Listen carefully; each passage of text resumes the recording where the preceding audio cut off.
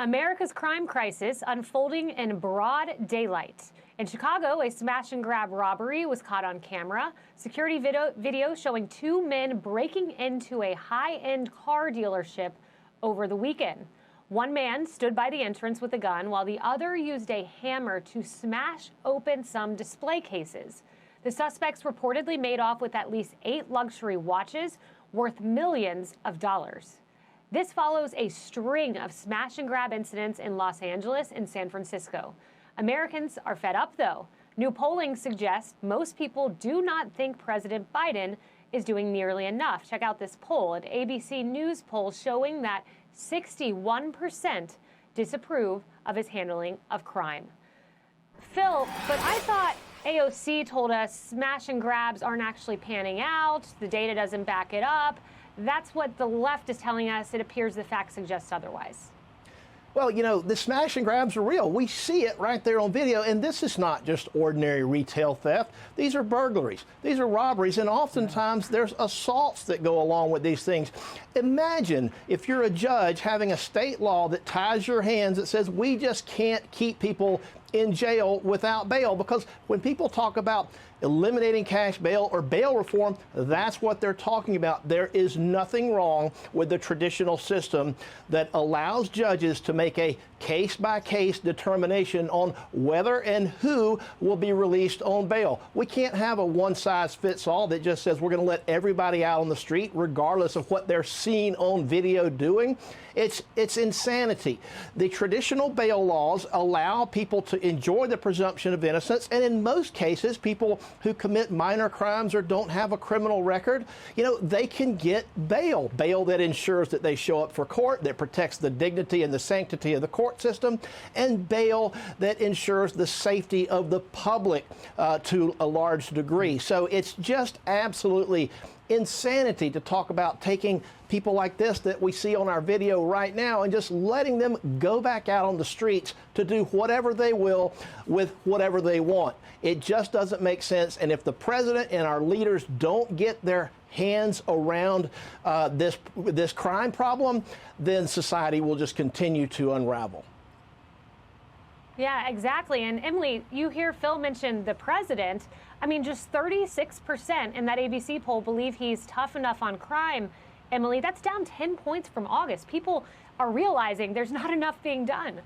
Right, because they are seeing that he has no interest in prosecuting these crimes. Kaylee, if he did, under his watch, 12 U.S. major cities would not have set historical murder records this year, the highest jump in crime since the FBI started keeping records.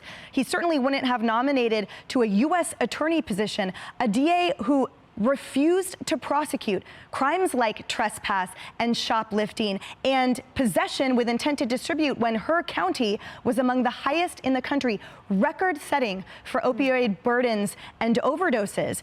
We certainly wouldn't have the CEOs of all major retailers, including Home Depot and Target, sending a letter to Congress begging the federal government to do something because no one under his watch has.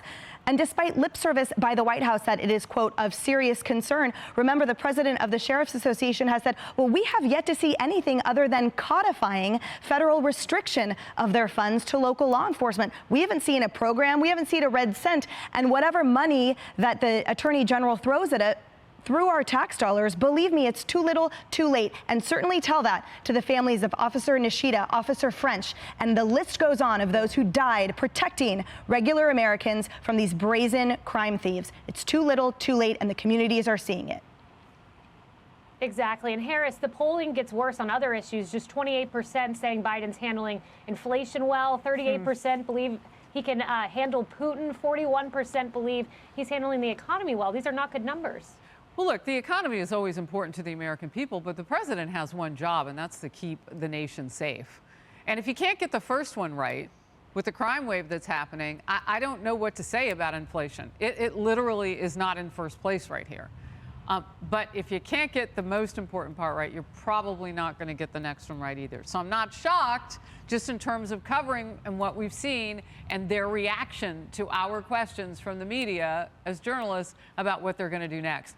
Philip, you hit the nail on the head, though. You said one size doesn't fit all. And you mentioned the one thing that seems to be left out with these conversations, the victims. So the bail needs to fit the crime that's been committed allegedly against the victims, right? So it can't be one size fits all, because these are all over the road. What if you're inside that dealership? I know people say, oh, fancy cars and watches, whatever. What if you're the guy who's trying to pay his bills working there? Are you going to try to stop these guys? Are you going to be the person to foil this crime? I mean, there is danger inherent when anybody will do this thing that is so brazen. You got to be careful.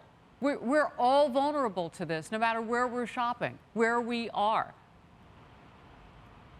Yeah, and meanwhile, the President of the United States is on comedy shows, Rachel. I want to get your reaction to this. Here's his reaction to his poll numbers. How much do you pay attention to approval ratings?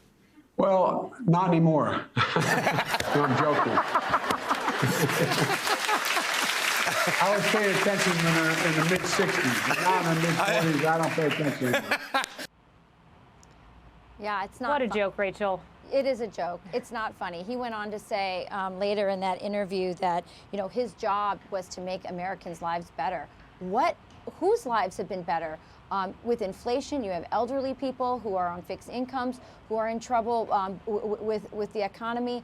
You have people on the southern border whose lives and their communities have been disrupted. It's all over the map. And I'll just piggyback on what Harris was saying regarding, she's right. If you can't get safety right, you can't get anything right. And Biden is responsible for that, but so is George Soros and Eric Holder. I've seen Eric Holder on several news programs lately. I don't see him ever being asked about how he funded these DAs and put them in place.